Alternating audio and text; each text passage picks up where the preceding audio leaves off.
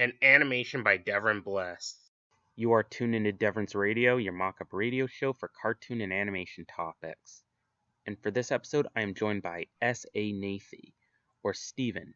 And before I begin, I want to say that if you want to be featured on Devron's Radio for an interview or general topic, you're welcome to do so. This year, me and Steven have been doing stuff together. He joined the voice acting cast for some of my cartoons, and I joined the voice acting cast for his cartoon called Total Warriors, and there has even been a crossover too. And now he has joined me on the show for this episode. So, hi Steven, how are you doing today? I'm doing pretty good, actually. Thanks. That's good to hear. So what's going on is that I will be interviewing him and his work. He does amazing pixel sprite animations made in MS Paint and Movie Maker like Reggie Retro, and has drawn cartoon shows of his own like Total Warriors, which I just talked about, and Hero Man. His main series, We Pals, incorporates both these styles, and he has his brand called Elemental Comics. So Steven, what's your description of Elemental Comics? Well, Elemental Comics is something I started technically in the late 90s drawing comics on notebook paper with number 2 pencils and then eventually mechanical pencils as I quote-unquote upgraded when I was in high school and then through the 2000s and up till like 2011 or 12-ish. Maybe a few years later, I forget. I think actually I have a few comics I haven't even finished drawing on paper. But Elemental Comics, or as I call it, the EC brand, which is on my website. I won't promote here for the sake of being too self-promotive. It's basically I have so many series, including Windfire and Hero Man and Total Warriors and so forth, which are all on my website and all across the web, no matter where you see me. My YouTube has stuff on, obviously, the EC brand playlist of Hero Man and Total Warriors.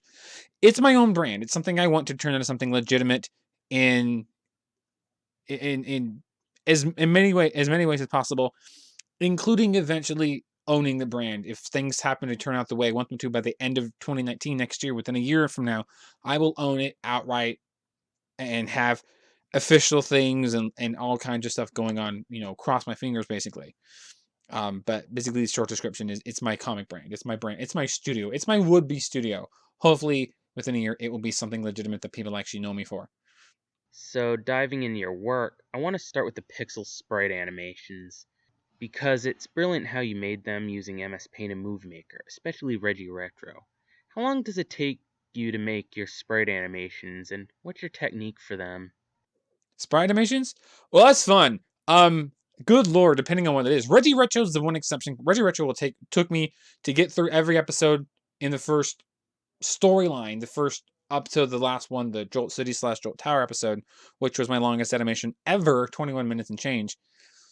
That took me 2+ years to get the entire thing, including every sprite you see, all the NPCs, Reggie Retro's sprite sheet, which is God knows what, bad guys and backgrounds and customizing things. Everything you see in those animations is custom, original, all my own. I'm not ripping anything. That took me 2+ years to get through all that sprites to animation. The average sprite animation I do, depending on how simple it is, it takes anywhere from a couple of days to a couple of weeks, depending on what it is again. And if I'm using custom sprites, I'll rather make them or I'll use ones I've already made. Nice. You got a really good aesthetic for your sprite animations. With MS Paint, since it has no layers, I noticed you gotta overlap pixels and even use the transparent selection feature. Sometimes fix the front portions too, all like a puzzle. But how about for your drawn animations like Hero Man and Total Warriors? For my drawn stuff, like Hero Man, Total Warriors, which are my higher end animations, which I go like 9-10 minutes per episode. As I'm progressing through the seasons, through the episodes, you see each one be a little bit longer than last. They'll take me a couple weeks to do. 3 weeks. The drawing and animation, couple weeks. It all comes down to getting the voice actors to give me their lines, and then putting all the audio track work together. Because I do everything outside of music and voice acting. I do pretty much everything. I do everything you see, just not here per se.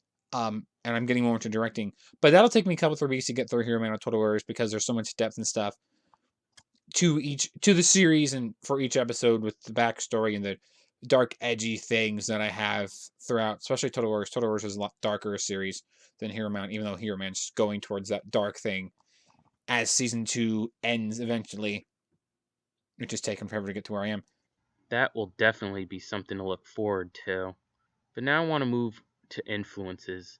Did you have any influences behind any of your cartoons at all? Influences. Yeah, I mean, as an animator, I'm gonna stick with a few things. As an artist, we all want to be Stan Lee. We all want to be Walt Disney. We all want to be Don Bluth. We all want to be, you know, Jack Kirby or some huge awesome artist. But we're not all Picasso or Van Gogh. But as my influence behind my cartoons, I have 3 influences as a cartoonist, animator, artist, whatever. Cartoonist specifically for as pertaining to your question. Chuck Jones, Matt Groening, and Will Vinton. Chuck Jones is the king of Looney Tunes. His Looney Tunes cartoons, Bugs Bunny and so forth. The guy who created Wile E. Coyote and Roadrunner. I love Chuck Jones. He has the it's a Chuck Jones cartoon because of the very specific style he has with the tiny little pupils in the eye and just the facial expressions are priceless. And I try to emulate that as best as I can. That's my biggest influence. Matt Groening being from Portland, Oregon. He's a Portlander too. Huge influence. Anytime you have that as sort of your one of your idols, you're doing pretty good. I feel like I come from a long line of Portland animators, including Matt Groening and Will Vinton, Sally, who just passed a few months ago, earlier in this year, 2018. He was the king of claymation. He created the Will Vinton Studios, who did California Raisins and movies and commercials and so many things from the 70s through the 90s. And even continues to this day through Leica Studios, which is what Will Vinton Studios became. But those are my 3 biggest influences behind animation. Trying to capture a portion of that is my goal, and I settle for a handful of views on YouTube if I get them, and some attention elsewhere if I can get it at all. Indeed, Chuck Jones brought us great animation. Wile E. Coyote and Roadrunner are awesome. So is the old school Grinch movie.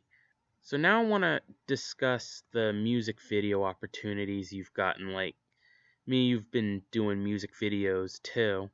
How does it feel getting opportunities to do music videos also? Oh, music videos are fun. I've been doing animated music videos for about 3 years or so now. I started doing when I started doing sprite animations and some unique things outside of my Weep House cartoon show, which is my main thing on my YouTube channel.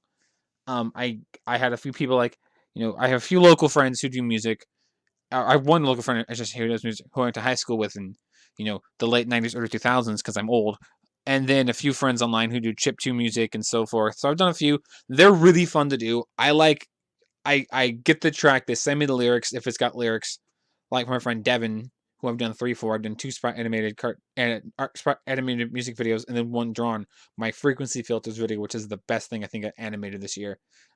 It's got huge views. It gets views from all over, which I love when I check the YouTube stuff.